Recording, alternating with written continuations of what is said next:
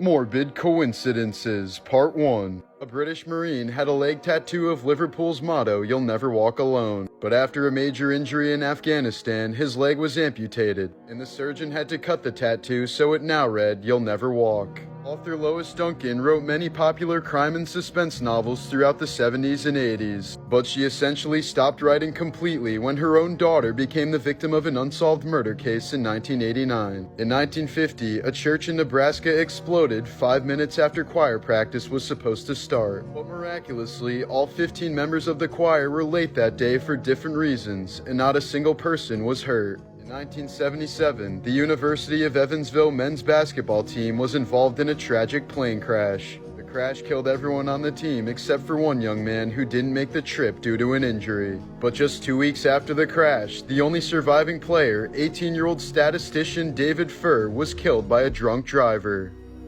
Morbid Coincidences, Part 2. After Martin Luther King Jr. was killed in 1968, his funeral was held at Morehouse College in Atlanta. A small group of current students were chosen to be ushers for his funeral, and one of them was Samuel L. Jackson. In 1976, Troy Leon Gregg was sentenced to death for murdering 3 men in Georgia. On the night before his execution, he managed to escape only to be killed in a bar fight that same night. Speaking of execution, in 1915, Mexican man Wenceslao Moguel was sentenced to death and shot 9 times by a firing squad. But he miraculously managed to survive every shot, including the coup de grace, a final shot to the head at point-blank range to ensure death. He went on to live for another 70 years, finally dying in 1976. In 2004, grandmother Dorothy Fletcher suddenly suffered a heart attack while on her flight to Florida. When the stewardess asked if there was a doctor on board, 15 people stood up. It was a group of doctors on their way to a cardiology conference.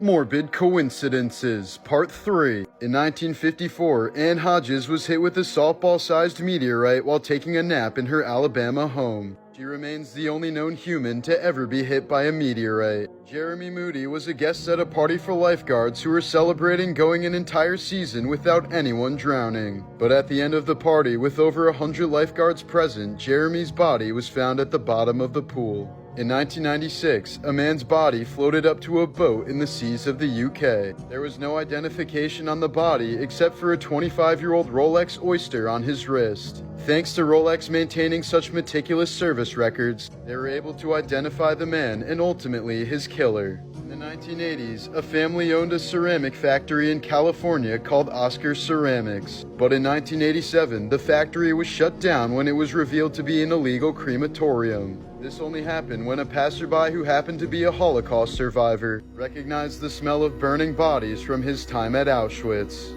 Morbid Coincidences, Part 4. In 1999, skydiver Joan Murray's parachute malfunctioned, causing her to fall from 14,000 feet directly onto a mound of fire ants. But doctors think the shock of adrenaline from 200 fire ant stings kept her heart beating and saved her life. 112 people died during the construction of the Hoover Dam. The first to die was surveyor J.G. Tierney on December 20th, 1922. On the same exact day, 14 years later, the last person died during construction. It was J.G.'s son, Patrick Tierney. In 1979, Elvita Adams tried to cease her own existence by plummeting from the Empire State Building. She leapt from the 86th floor but was blown back onto the 85th floor by a sudden strong gust of wind. In 1991, a woman from Thailand accidentally slipped in the mud, grabbed a live wire, and was electrocuted to death. Later that same day, when her sister was showing the neighbors how the accident happened, she slipped, grabbed the same live wire, and was electrocuted to death.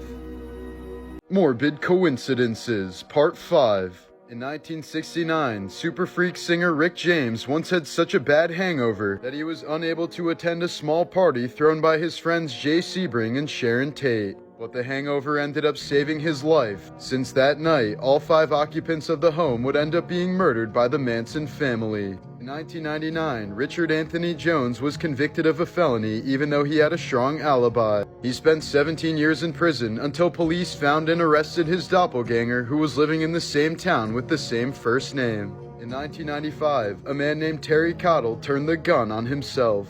Terry's heart was then donated to Sonny Graham, who ended up marrying his donor's widow. Soon enough, people started to notice that Sonny was taking on some of Terry's traits. He started liking things that he'd never enjoyed before, like beer and hot dogs, which were some of Terry's favorites. A few years later, Sonny would end up dying in the exact same way as his donor, by turning the gun on himself.